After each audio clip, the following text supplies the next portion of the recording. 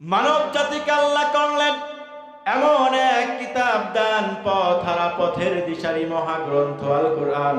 সৃষ্টিকর্তার নির্ধারিত নির্ভুল এমন এক জীবন বিধান, সর্বশেষ ও চূড়ান্ত মানবতার এই সংবিধান। জাগো হে মুসলিম আনসার ও মুহাজির, ভেঙ্গে চুরমার করে দাও এই দুনিয়াতে যত আছে অপসংস্কৃতির প্রাচীর। জোরে কোন কথা ঠিক কিনা?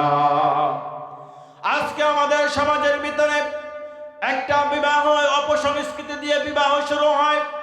একটা সমাজের ভিতরে সন্তান যখন ভূমিষ্ঠ হয়, তাকে আল্লাহর রাসূল বলেছেন তাকে 7 দিনের বেলায় তাকে সুন্নতে খাতনা করাও এবং তার আকিকা করো।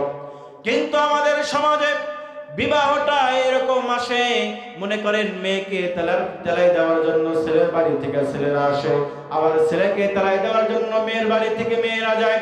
এমনই ভাবে তারা সাজগোজ করে যায়, হলুদ রঙের কাপড়, এরপরে মেকআপ, এরপরে সানগ্লাস, এরপরে মাথার মধ্যে আবার ফুল লাগায়। এইরকম করে যখন একটা বিবাহের ভিতরে এই ধরনের মেয়েরা নিজের দেহকে প্রদর্শন করতে করতে একটা বিবাহের মধ্যে যায়, ওই বিবাহটা আর বিবাহ থাকে না, ওই বিবাহটা গজবে পরিণত হয়ে যায়। জোরে কোন কথা ঠিক কিনা? এরপরে দেখবেন এই ধরনের বিবাহে শান্তি নাই। কয়েকদিন পর দেখতে পারবেন বউ কথা শুনে না, কয়েকদিন পর দেখতে পারবেন যে ছেলে বউ নিয়ে অশান্তিতে আছে, অথবা কয়েকদিন পর দেখতে পারবেন যে আন্দিকুন্দি অনেক ধরনের ভেজাল চলছে। এরপরে বিভিন্ন ধরনের পোলা যায় এক মহি, আবার বউ যায় আরেক মহি, ঠিক কিনা?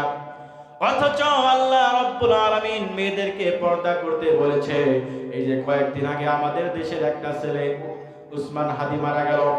মারা যাওয়ার পরে তার বউকে অনেক সাংবাদিকরা তার বউর কাছে গিয়েছে, তিনি সাংবাদিকদেরকে নিজেদের কথা বলেন নাই এবং তাদের সমস্ত ক্যামেরা এড়িয়ে তিনি চলেছে। যখন তিনি উসমান হাদিকে দেখা করতে যায়, দেখতে যাওয়ার পরে সমস্ত সাংবাদিককে বলা হয় আপনারা সবাই ক্যামেরা বন্ধ করেন। এরপরে একটা রানী একটা পর্দা নিয়ে অনেকগুলো মানুষ অনেকগুলো মহিলার সাথে একত্রিত হয়ে এরপরে হাদিকে দেখে নিজের স্বামীকে দেখে এরপরে তিনি ঘরে ফিরে গিয়েছেন।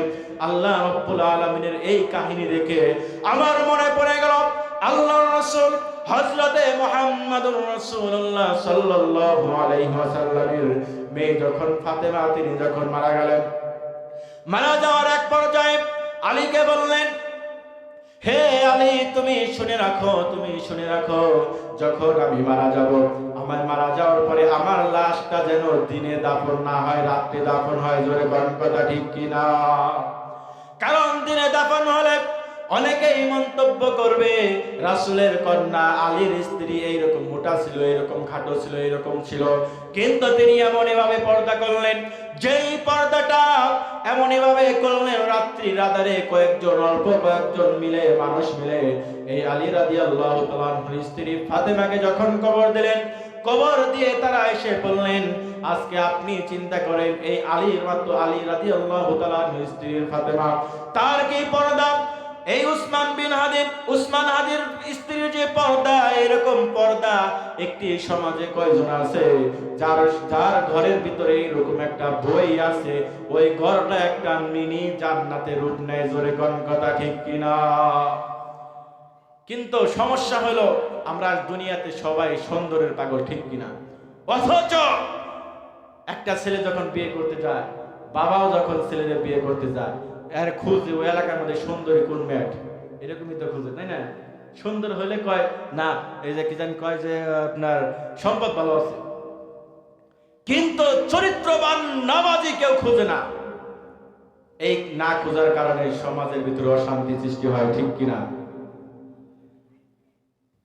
আল্লাহ রাব্বুল আলামিন কুরআনুল কারীম দিয়েছে, এই কুরআন যেই মেয়েটা পড়বে, নামাজ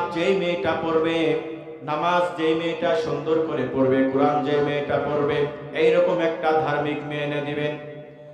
স্ত্রীর জন্য, ছেলের বউয়ের জন্য ছেলে দেখতে গিয়েছেন, সুন্দরী মেয়ে খুঁজেছেন, সুন্দরী মেয়ে এনেছেন, কিন্তু বেনামাজি।